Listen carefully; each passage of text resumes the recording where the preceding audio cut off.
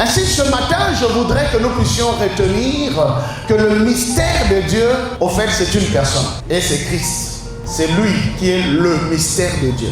Il existe plusieurs mystères au fait, mais il n'y a qu'un seul mystère de Dieu. Et c'est une personne, c'est Christ. Les gens qui ont vécu en son temps, au temps de son incarnation, quand il est né, il a grandi et tout ça, on a vu en lui un être humain, mais on n'a pas identifié en lui le mystère de Dieu. C'est tout le problème des Juifs. Comprendre que Jésus était homme, mais dans sa dimension mystérieuse, il était Dieu. Connaître Jésus en tant qu'homme, c'est une chose, mais le reconnaître en tant que Dieu, c'en est une autre. Ainsi, Jésus-Christ, il est le mystère de Dieu. Et la Bible précise qu'il est le mystère dans lequel sont cachés tous les trésors de la sagesse et de la science. Vous savez, Dieu a créé toutes choses. Il a créé le ciel, la terre, les eaux, les poussières, le vent, etc. Mais après un certain temps, l'homme commençait à évoluer dans la technologie et puis l'homme commençait aussi à créer. Vous savez, dans un laboratoire,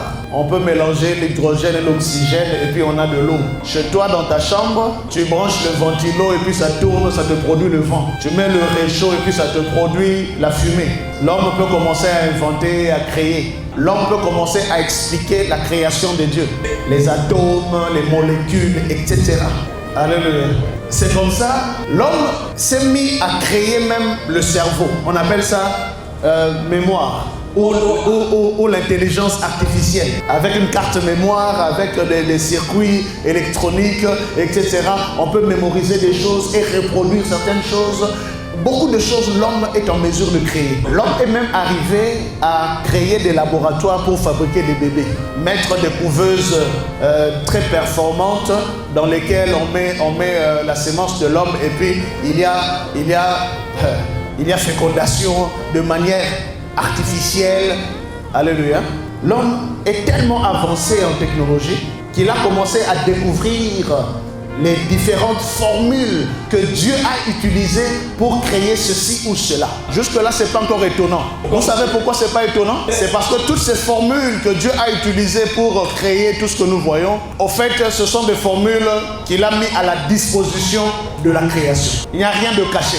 Il a mis ça à la disposition de l'homme, à la disposition de sa création. Et puis l'homme commence à créer la respiration artificielle, le cœur artificiel, les poumons artificiels, etc. Même l'œil artificiel. Bien aimé, l'homme est très avancé. Mais dans tout ça, il y a eu une formule que Dieu n'a pas mise à la disposition de l'homme. Il y a eu une formule que Dieu n'a pas laissée à la portée des humains. Il n'a pas laissé à la portée de la création. Je suis venu te dire, on peut tout découvrir, mais il y a un mystère qui était caché, que Dieu a réservé. Lui-même, il savait en quel moment et de quelle manière il allait le mettre à la disposition de l'humanité. Nous avons deux facettes de Dieu. Nous avons une facette de ce Dieu qui se révèle.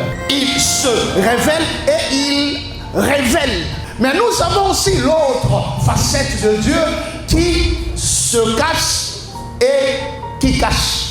C'est comme ça, celui qui croit connaître Dieu ne le connaît pas assez. Parce que quand Dieu se révèle, c'est juste le sommet de l'iceberg, c'est-à-dire le sommet visible d'une grande masse qui est cachée. C'est comme ça, les guerres de religion et les guerres des églises doivent cesser. Des gens qui disent, nous connaissons plus que, nous savons, nous connaissons la Bible plus que, notre Dieu est plus puissant que leur Dieu. C'est de la folie. Ton Dieu, est-ce que toi tu es un Dieu?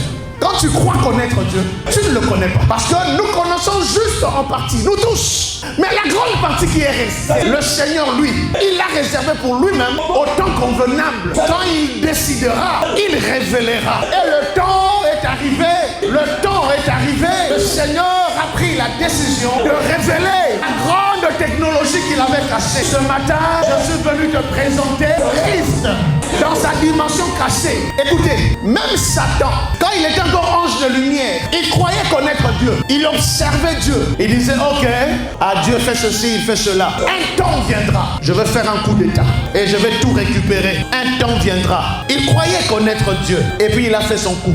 Mais ce que l'ange de lumière ne savait pas, ce que Dieu était en train de révéler, c'était petit par rapport à ce que Dieu cachait. Alors quand il combattait Dieu par rapport à ce qu'il a vu de Dieu, il n'allait pas s'attendre à voir des choses qu'il n'avait jamais vues que Dieu avait cachées.